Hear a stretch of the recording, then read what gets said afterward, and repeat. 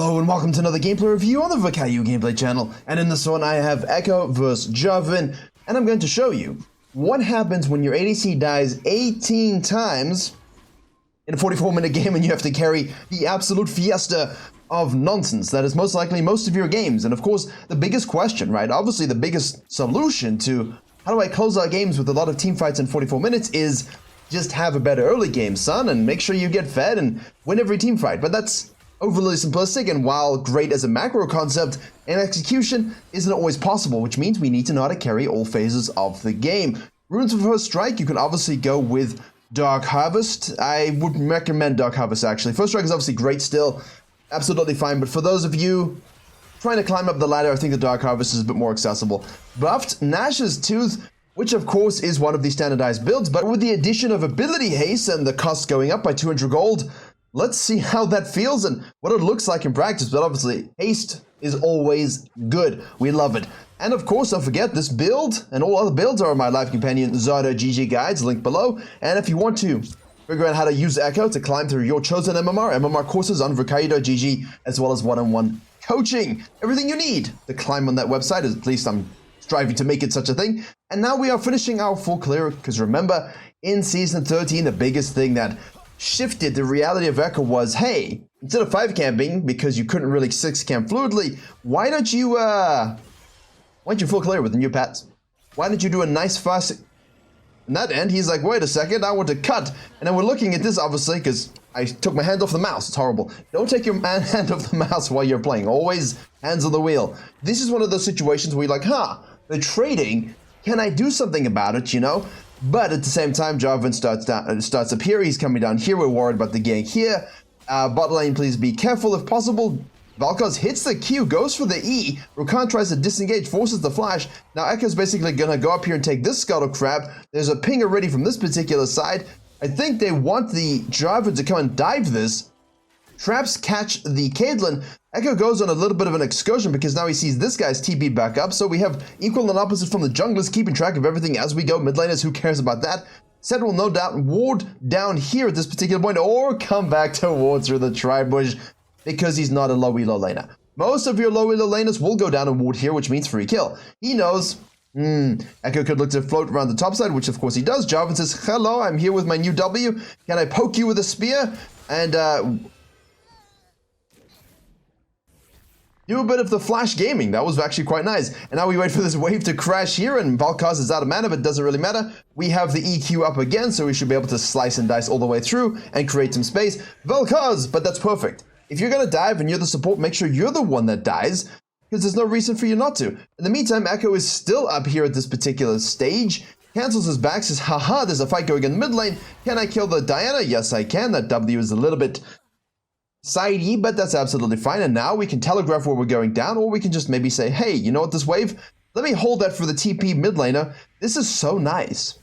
And Pantheon's going to kill the set again, as we know that Jarvan is most likely going to be coming out of base, going to the top side, and then sequencing down. Now remember, when he did show up down here for these kills and these ganks and Tony, he had 24 CS. So most likely the guy took the Scuttle Crab at the very least and left either this camp up here or this camp up here with his first clear. We won't particularly know this as the EKKO, but I can confirm with you, we'll confirm in a second actually, which camp it was. However, out of base here he says, look, should I just go ahead and gets the EQ knockup on the Pantheon? Should I just go ahead and farm, or should I look top lane and say, hey, look, there's a gank there, let me go for that one? Obviously, you're going to go for the gank, right? Especially when the guy is low. Now, Jarvan's like, do I commit to this? Oh, that's unlucky, the E trap. There we go, nicely done. With the EKKO doing his quadrant here, obviously hadn't done the Raptors, excuse me. Pardon my language. Let's see, level 4, okay, and level 1. So he left a Grump camp, actually, just to make sure he could get that dive on the bottom side, which is standard practice. Our bottom lane is rotating, looking for the Diana. Jarvan says, great, I done my work. I'm going to go back to the Krugs, and EKKO does a nice little classic retro double loop. Fancy way of saying the guy does a full clear, or 5 camper, takes a scuttle, looks for the gank, takes another scuttle, or looks for a gank, and then does a second rotation before going back to base.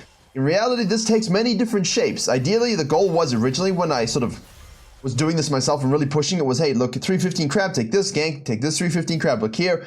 You can kind of look to gank every lane. You wouldn't do the Krugs initially, and then you just do the Krugs tier 1, tier 2, tier 2, tier 2, reset, go back to base. So the second spawn of all the camps except for the Krugs will be off the map, and off you go. Now, the problem with this is when you stay out this long at this point, the Jarvan we know is going to go here. We're going to see this, yes, boom, boom.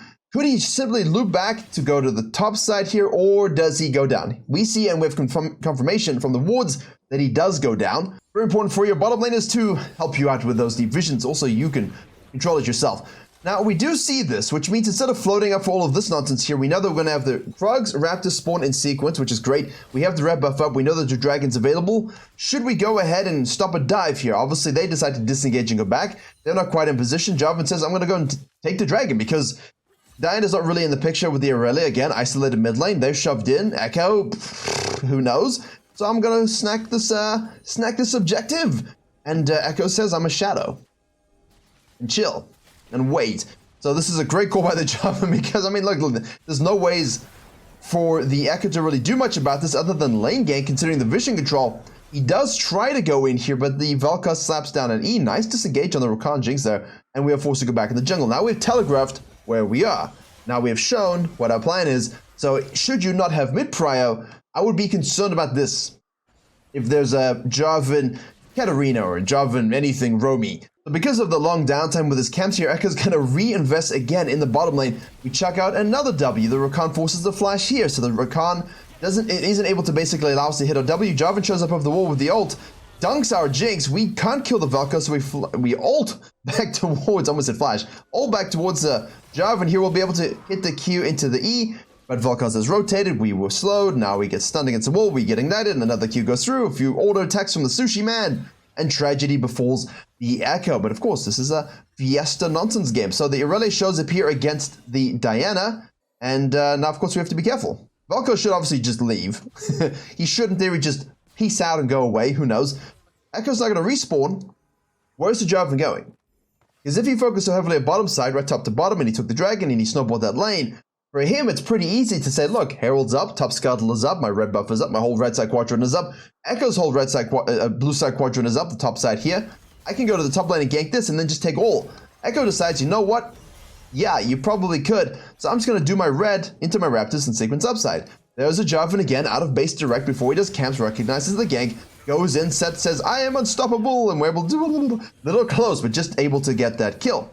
EKKO, in the meantime, is going to sequence up here. Fortunately, we do have huge prio from the Irelia, who is 40 CS up. Worth noting that is a lot of pressure. And the set will have to go back to base. So the EKKO here could finish this very, very quickly. He's taking a long time. And try and do something here. No way. No, it's not enough. Oh, it's closer than I thought. I didn't think it was enough, but it was closer than I thought. Although they did buff that last, right? That was like the last thing they buffed, if I recall correctly. We have the Jarvan here on this. Clearing the vision out. Too risky now for him to do the Herald, unfortunately, because Set has to definitely go back to base now. No prio here, and of course with EKKO, he's either here or he's sequencing in this direction. We know these things to be true. Always try and do the wolves into the grump into the blue for good sequencing perpetually. You know, you don't need the mana at all, and this is a better sequence because now you're going down to the blue. We can keep the pathing transition going nicely. In the meantime, Pantheon has altered bottom lane and said, hello, can I shut you down? Thank goodness for good Pantheons, man. Really. This is available now. Pings are going through. Where's the set? Basically, EKKO's going, look, if they wanted to do the Herald, now's the time because we don't have Pantheon at all. And we know it's warded here. So basically, we're going to do some looping and scanning. Can we kill someone? He's really looking for these ganks, but he's not finding the raw opportunities. The Jinx has decided that, well, I guess she has to here because the Pantheon's down bottom lane. Very beautiful W this time. Good placement to get that stun. Obviously, we do have our Ultimato available. Oh, whoa, whoa, whoa, whoa. Irelia dies, and now we get dunked. The W was good. Then the Diana did a good job deciding to ult, and the rest of us weren't able to get the damage. The power of cancelled autos, misspelled and spells, and not executing that stuff properly. Now Jarvan says, definitely a free Herald for us. The Rakan and the Jinx have swapped lanes with the Pantheon because obviously he shoved that hell out.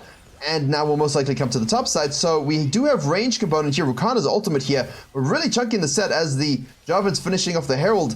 The set is not in a good position at all this game. Ult is up again. Again, super close. Jarvan is able to secure this. Baby, don't stay for the wall because he will flash EQ you.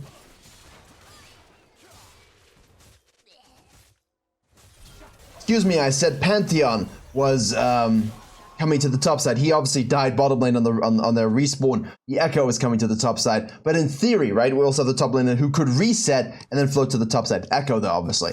We have here the Diana. Misspeaking can be bad when you're talking about this kind of stuff. We have here the Diana over pushing. Pantheon will get the stun. We see this. We don't float our quadrant. We recognize we should rotate. Unfortunately, we get nothing, but this is one of those situations where it's worth the invest because obviously you're like, okay, let's go for this. Oh, Pantheon does a lot of damage. Okay, guess that's cool. Dragon's also spawning, so you can go boom, boom, boom. Now we have the Irelia split pushing, so a lot of laner reassignments already in this game, and we know Jarvan most likely will come to the bottom side. Lovely champion. I mean, she's fine at the moment, but the weaker she is, the happier the rest of us are, right? But we know Jarvan's going to be coming down to this side because, again, he was topside for so long. He took the Herald, he counter-ganked. He has this red buff. He took this sucker. We see everything. We know he's obviously going to come down for the blue. The dragon spawning.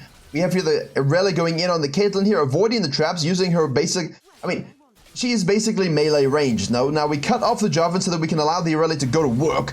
And do we kill the Jarvan? I'm surprised he wasn't actually banned. This champion is still super, super strong. We get EQ'd. This is the downside of the... Nice flash of the dunk. Nice flash of the dunk. We kind of leave the Pantheon out to dry here. Diana's rotated.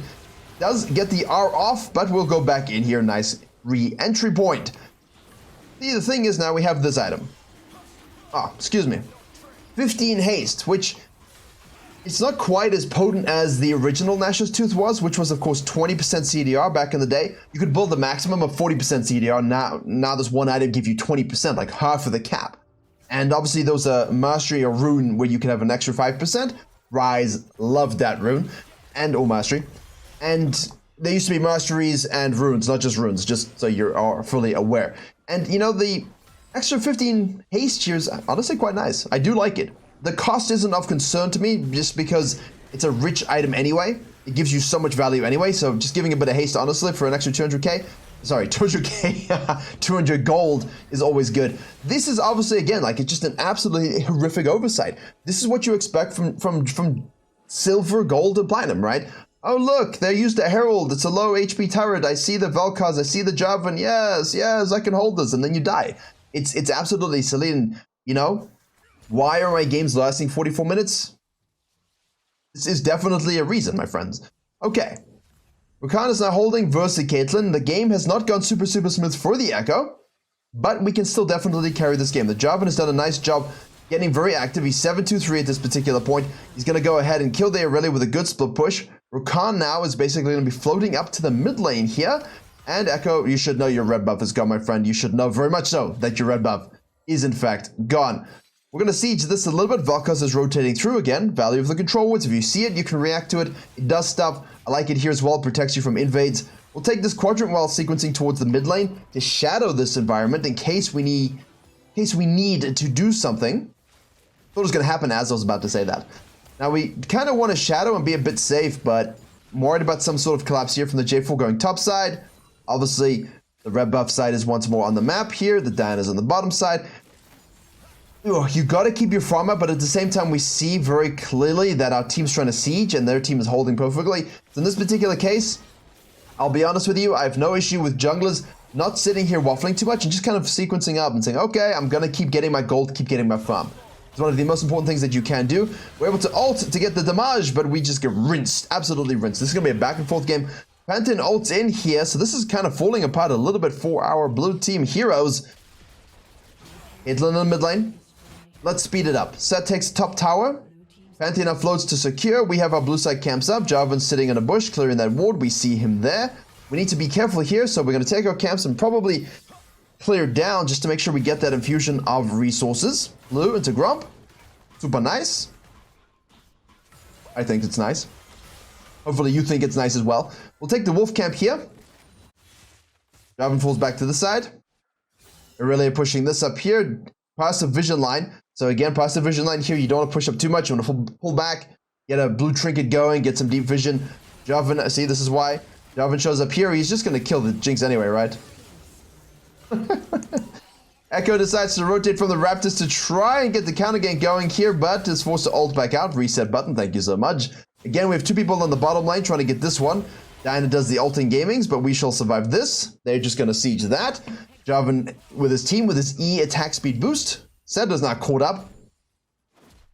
If this rings a bell and is representative of your games, then good, because you can see the EKKO tried his best to do things early, but he couldn't quite find the windows. He couldn't quite find the angles, and honestly, sometimes you're just in these games where it's like, I don't see the opportunities, or I don't feel like there were very many for me. And honestly, that does happen. Even though the whole goal is, look, have a perfect early game, try and control these things, it's not always going to work out that way. Now, some of our deaths were a little dumb, a little silly. You know, that's on us 100%. So as long as you're surviving, thriving, and farming, you can always get the gold necessary to win.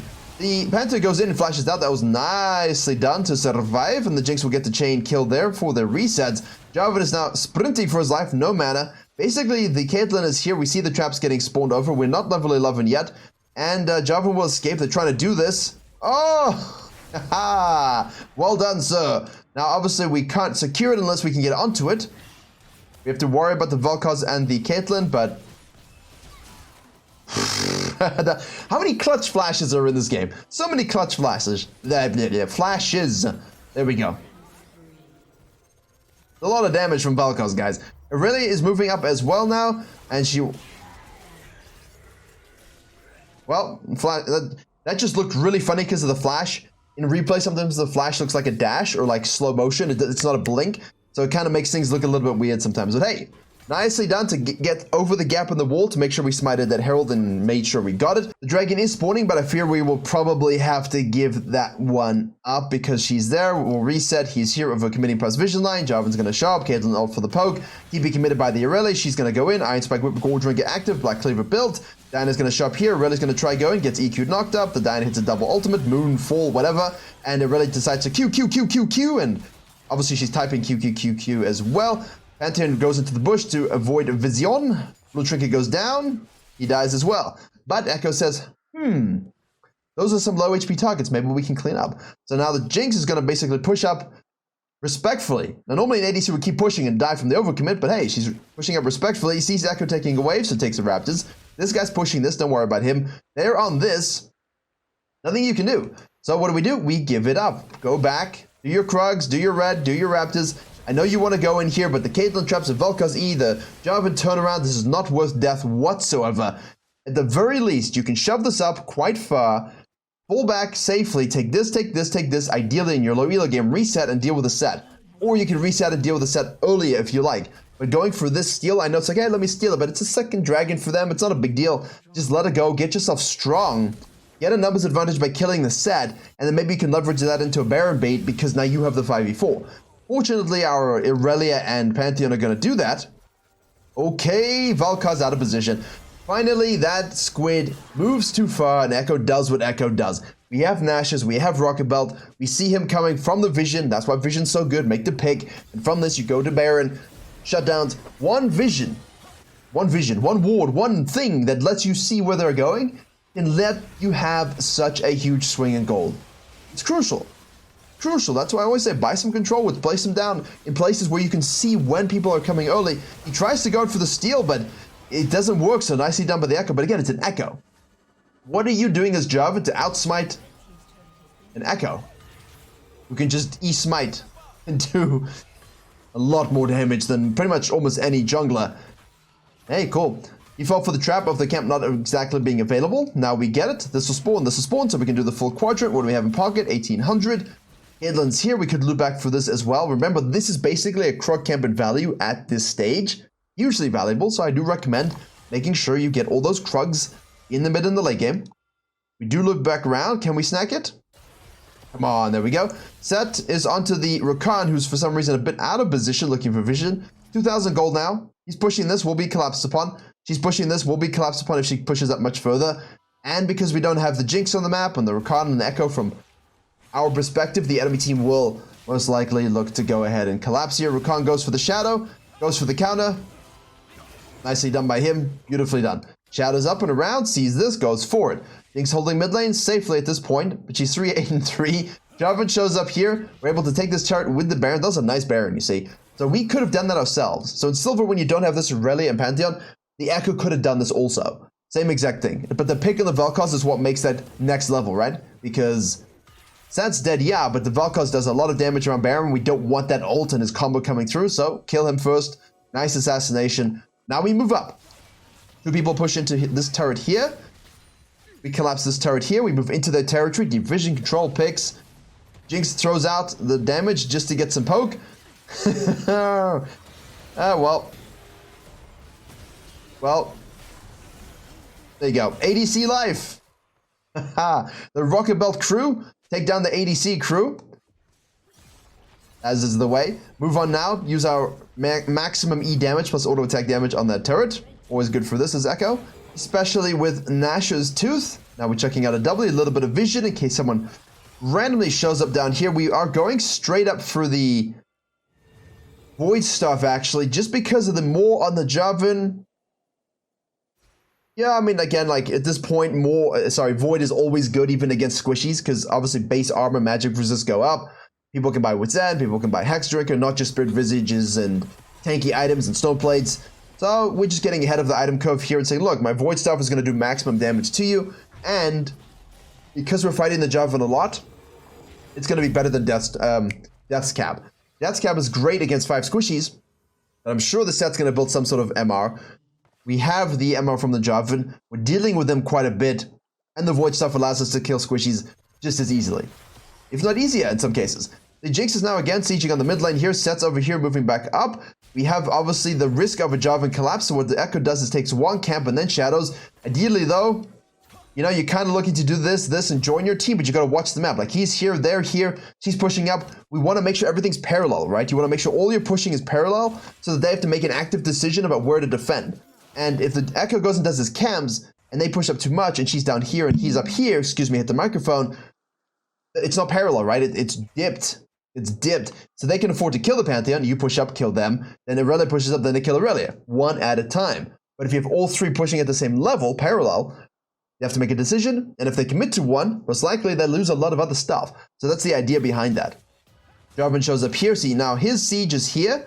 We want to be here too. And she wants to be threatening this as well up into this. Now, because we aren't quite perfectly in position. Oh, there we go. Flash is burned forward. But that was a huge auto attack upon that EQ combo, and now we have the Jarvan being collapsed upon by the Panther from the top side. Do be careful though, we are between 2 turrets, my friends. We are between 2 turrets, and Diana's gonna go in here and get a double ultimate. Gotta be careful here, but I mean, she has to be careful. No one else, only Diana. I mean, it is true though. You have to watch her damage profile, and of course she has to watch the fact that she's not running Jack Show and she's squishy. But that's the point. Push up, parallel, cut, join numbers advantage. Irelia joins numbers advantage. Take this turret here. This is going to blow open the game hugely. This is a great example of, hey, this game hasn't gone so well, but a couple picks here, a couple picks there, a couple numbers advantages in our favor. Sniper Baron, boom. Now, of course, we are EKKO becoming super strong late game champion. Gold Drinker doing the healings, and now we're going to try and escape, but obviously this is now an overcommit, which I would say, you know, Grandmaster Challenger shouldn't be making. I agree. Did have a silver coaching today, diamond coaching yesterday, bronze coaching the day before, gold coaching last week. Guess what? We are all human after all, because we all do that. It's very annoying, because it's basically like just you gotta show restraint and respect. I shouldn't do this. Everyone's resetting, I have gold, I have cash monies, we just had a huge W. Stop trying to bite off more than you can chew, but all humans at all ranks do it. Difference is mechanics that can allow you to change the scenario a little bit, but obviously when you're in high elo, everyone's in high elo, right? So it's not quite always the same. But the best junglers, the best players in this game recognize these things more often than the rest of us, and thus don't die in these scenarios. End of story, really. Because, you know, like he's got this Omni Vamp, which means he's going to be difficult to burn down. He's got this again, so he's going to absorb that kind of stuff. It's kind of tough to just kill a Jarvan very quickly and run away, especially when you don't have team and numbers advantages. So the Pantheon and Irelia will go for the dragon here. So this will be our number 2, which is great. Now we do have no inhibs down. So we basically have to do the same thing again, right? Everything in the last couple of minutes has allowed us to gap close the gold lead, get a small lead, push up the map quite a bit, but we didn't get an inhib. So we need to look to do the exact same thing. Again, Diana shows bottom lane here. Irelia's going back to base. She does not have TP, so now we have to be very, very cautious about forcing a fight. Especially seeing as we know they were all here and they showed on vision. We get hit by the Volkas. We get slowed 1,000 years. Jarvan says, Jinx, you're out of position. So Caitlyn again ults for the poke. He's going to try and get a range to dunk. He wants to dunk. He should be able to do so. Actually, he should be able to save it. If he needed to, he could have, but he wanted to save it. So now ADC's out of position because the rest of us go adventuring.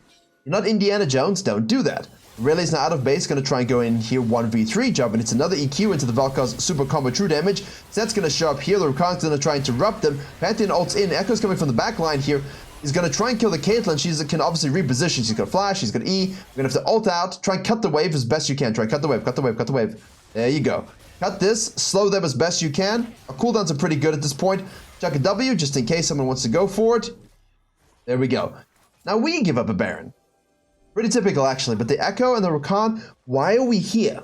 You know, why are we here? Because Aurelia's base no TP and Jinx is by herself mid lane. You cannot go adventuring where you know they are. It's just not worth it.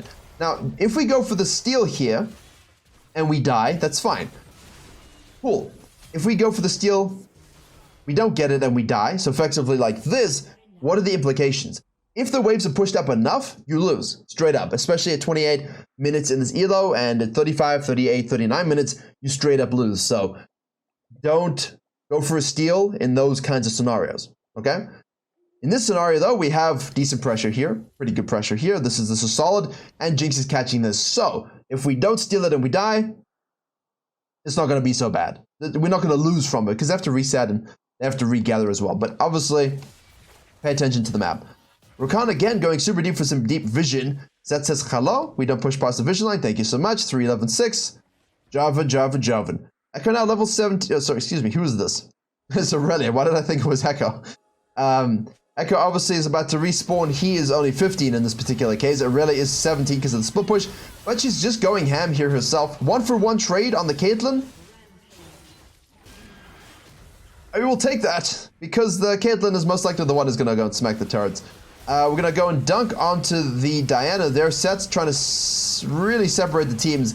We're going to have to go for a bit more peel duty on the Jinx, but it's not enough. Unfortunately, she dies, but we'll kill the Set. Q coming back. That's very, very nice. Baron wave pushing up. Everybody's dead but us, excuse me. Let's see, what do we have? We can kill the Volkars easy. But do we want to? Do we want to go for this play? We're down 2 levels now against the Jarvan. And again, it's all these deaths, right? 9-6-3, it's these big deaths. It hasn't allowed us to really take off in this game. But that's okay. That's why I chose this one. It's always ruffle stomps and nice to run away with games. But what if you just don't find the windows to get fed like this Jarvan did? What if you just can't get going? What if you just make a few mistakes? We're not even talking about KDA because it doesn't matter. Because now we've reached an item threshold where we can do that to him. Double kill. That's all you're looking to do here, okay? Style points. Sure. Always make sure that you keep your mental in the game, because once you hit 15,000, 16,000 gold, if your KDA isn't that great, do we really care? You know, because now we can go death cap. Now we can just straight up go death cap and rinse the game. Could you go Banshee's Veil? Look, it's super defensive, and in theory, yes, because it'd be nice against things like the Caitlyn and the Valkars, but I would just say no. You should have your Dark Seal at this point. If you don't, and you've sold it, go your death cap. Just do maximum carry damage. Don't worry about that kind of stuff. Trust your positioning to be the thing that doesn't let you get killed. Okay, my conversation ran over this a little bit, but here we go. We try to throw out the W to get the Set. He does avoid it. We're forced to ult out here, but we will have a tick, boom. We'll take that kill. I'll take that kill. No one's complaining with that one. And now we have the TP from the Aurelia. Thanks on the dragon. Aurelia is slicing and dicing and thricing. EKKO's like, but can we just leave, please? I don't know why she fully committed that TP. I think she could have gone for a bit more pressure here now to try and push this. And of course, she just dies. We don't need to see it because she's dead. And there's a dragon spawning, so it's a bit silly to die there. It's a silly TP. She should have kept this pressure, forced a rotation. We have TP around the dragon if we need it, and otherwise, of course, now Jarvan's dunking our team. He will be forced to flash out of his own crater. EKKO goes backline with his W, doesn't really hit it, decides to ult out again, not having the combos, missing some Qs, not really able to get onto the enemy team, so it's not the most fluid of scenarios, but you know what, that's life sometimes, my friend. And now, of course, they have huge numbers advantage, so I expect they're most likely just shove down some inhibs here. Try not to die is the best bet. If you can get kills, do it. But Ideally, we're just not dying, because if you die, you lose. If you die, you lose. That's what's going to go through your mind here. We could... it's pity we don't have TP Smite like in Season 4. Mercy, TP Smite, you'd lose your Nexus right now. Just keep poking, wait for people to respawn, be very, very smart about your positioning. Use your ult, it's on a 33-second cooldown at this point. Just don't die, because it's crucial that you do not. 313 Jinx. Can we stop the bases a little bit here? I mean, we have no TP anyway, so it doesn't really matter. Oof, tough. Okay. We're gonna hold this wave a little bit. We lose our whole top side quadrant. Take what we can from this quadrant. Clear those visions as we go. Obviously, now they know where we are. We see the die on the top side here, so we're gonna try and get a pick on the set. But you have to be super cautious about not overcommitting, so that's a great kill there, but can we get out? Supers are pushing in the top. Supers are pushing in the mid. Supers are pushing in Jinx's face, except that's Jarvan, the hero of, well, everything. Now they want to end the game, obviously, because Jinx is dead. But it's a 4v4, basically. A nice flank onto the back line. But again, we don't do the damage. This is live patch, by the way. Live patch. Great. I remember when that would just kill that ADC automatically. I don't know why we keep giving them absolute free stuff. I know we just nerfed it, but can we nerf it a bit more? Honestly. She's pushing this now. But as you all know, macro-wise, we shouldn't be pushing this. We want to push this out and take this third inhib to be safer. Instead, we're going to go ahead and chase the EKKO a little bit. We're going to activate a W passive. Well... this is not a good position to be in. And again, the bronze coaching I just had was the same thing. Like, why are we pushed up so beyond vision line when we see them here and we know they can collapse on us? You know, in bronze and silver, we're learning this stuff, right? In the courses, we talk about how to tackle these and the triggers and how to make ourselves really good at this map play. And Hyena, I really expect more from these scenarios. Like, I know everyone wants to go hero mode mechanically 1v9, but nothing stops a good fundamental macro. Not in bodybuilding, not in this. Now they're going to push this one again, so that will be 3 inhibs down. We're going to try our best to wave clear a bit. Obviously, we pushed up waves as much as possible, which is why this is huge when you can do that. Absolutely huge and mighty. Dunk on the Jinx, flash out this particular time, so next time she will die, so that's guaranteed. They're trying to siege to end. Wave clear as best you can, please. Wave clear, wave clear, wave clear. EKKO's going to respawn. Oh boy. TP, okay, this is it. See, I like these kinds of plays because you're basically lost. We have the TP commit from the Aurelia here. Now we're going to contest this. They haven't reset, which means they have golden pocket if they're not full build. That's huge to note here. Now we have 3 inhibs down. Okay, we got to go for the team fight. Oh, the Dyna goes way too deep. And of course, now we have on the back line here the Rakan. We're able to get that kill. The Pantheon again goes back line super deep as well. That was beautifully done. Set's going to try and end the game here. Everyone's going to go back to base and try and hold. Nicely done. You see, because Dino's out of position to kill her focus. Her Rakan goes back in here to try and CC. Pantheon separates even more. We have here the rest of the team killing the Vel'Koz. EKKO is able to kill the set. Excuse me, let's watch that one. Woo. This is a tight game. Hopefully it's been worth the patience to watch this kind of stuff. Look at this. The set's hitting this turret here. The EKKO goes back to base just in time while Vel'Koz cancels the base of the rest of his team. We're able to solo kill the set. Ooh, that was close, but that is an ace. They do have TP, so we have 52 seconds on his TP. We should probably go and do the Baron. Can we do that? Yes, we can. The rest of us will hold. They can do the Baron. Perfect. All right. Soul Point is next as well. Push this out as hard as you can. Fast, fast, fast, fast, fast. Let's go. Find clearings from the Jarvan. You know, I don't know if we can win, but I'm hoping we can, right? I don't know if we can win, but I'm really, really hoping we can. And obviously, this focus was from both teams' perspective. I know focus very much on the EKKO, but the Jarvan was doing a good job here in trying to close this game up. But this is how you hold on to these particular games. We have here the W on the back line. We're going to try and get the assassination potential. We are not able to do so again. We're chasing down the Vel'Koz just to make sure we get those kills. Diana goes in here for the full ults. EKKO's full HP again, hits that Q so he can E, so we can kill the Caitlyn. Nicely done, but of course, we got to watch our back line. We just let her die. This Nexus is wide open. Zed is also chasing forward. Inhibs are respawning. And we have Baron. Ooh, it's close. So everyone's just decided to kill the Caitlyn and kill the Vel'Koz first and foremost, and then kill everybody else. Jarvan tried his best there again, but battle of the backlines at this stage. Does he try and help us or does he disengage? Because we're all full build at this point. Oh man. This is a tough one. This is a tough one. Jarvan runs away. Don't overchase here. Obviously, they got the soul in all of that, so that's worth noting. Aurelia now is pushing this out. Don't overcommit. Just try and push everything up as much as you can. Pull back down, take it, whatever you can. Obviously, everyone's full build here, so it's just denying elixirs as much as possible at this stage. Set now does have TP, though. We're trying to trap, but if we're going to trap, we need to end with that trap. That's going to try and do this. Can we kill him quickly enough? Guy only has a phage. Jarvan's over here taking this. See, at this point now, we're... There we go. So we're going to kill the Vel'Koz, which is great. I was going to say, we're waiting a long time. Maybe too much, but Vel'Koz does show up. We're able to get this. We'll smite to get the slow so we can get back in for another QE. Keep auto-attacking. Remember, use your W appropriately. Ult to reposition. Nice little E smack in the face. Jarvan's over here. That's 2 kills. That's great. What do we do with it? Should be able to push up and take a turret, no? That is the one with TP. Now, if I'm the Diana on the Jarvan, you could look to just flash the wall here. Try and end, but they decide to hold instead because 40 minutes. Look at the damage on the turret by the EKKO. Diana goes into the backline. Huge ultimate. Caitlyn's a repositioning. Nice net. EKKO uses his W. Will he pick up the shield?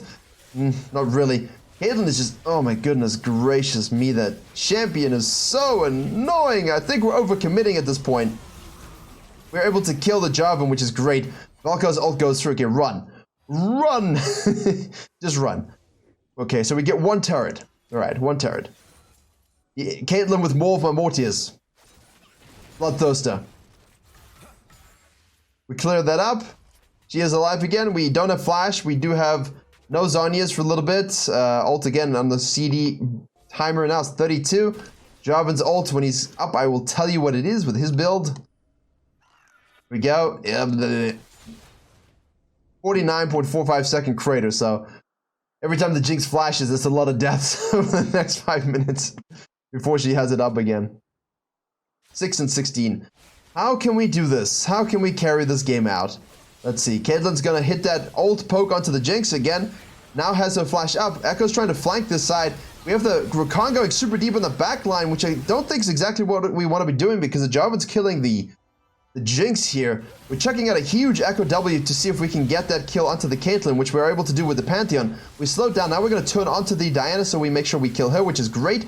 Vel'Koz is free in the back line, doing a lot of damage. Jarvan did kill the Jinx. We're going to turn it to the set for the double kill. Now the Pantheon's going in onto the Vel'Koz. He's going to get E disengaged. Woo! Really tight fights. Really just comes down to these tight fights sometimes. Can we kill the Jarvan here? Guys, can you get inhibs? Vel'Koz does so much damage at this point. Oh, this is so annoying. I hate that champion. It's so annoying. So tough to kill with his cooldowns at this particular stage. We're trying to get an inhib here, but against the Vel'Koz, as I said, there's too much damage. Like, can we? But you have to be able to say yes or no in a very objective fashion. And I think in this case, it's very clear that we could not. So what the EKKO could have done, and maybe should have done, is just gone with them to kill the Vel'Koz and kill the inhib. Instead, we're going for the Jarvan here. Rockabelt used, that's a huge shield. Vel'Koz is alive.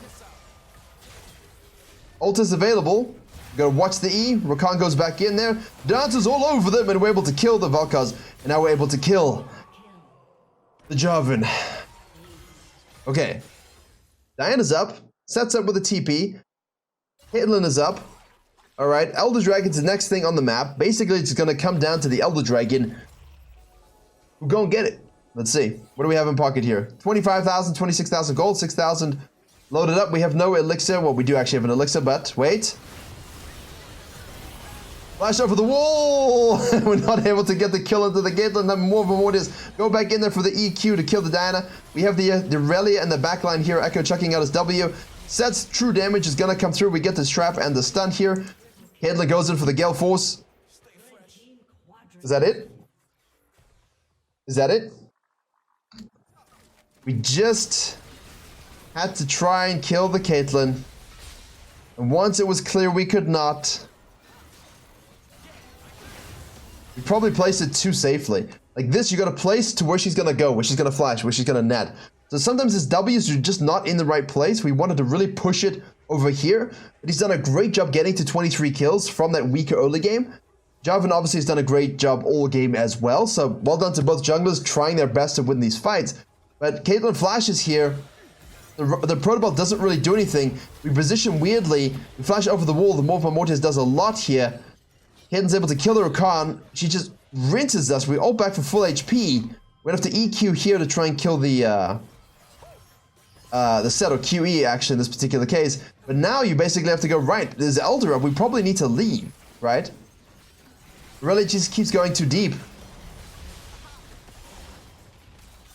Gale Force, kill, ult, doomed. And we had Zhonya's too. We had Zhonya's, we could have used at any particular stage there, so that's a huge loss.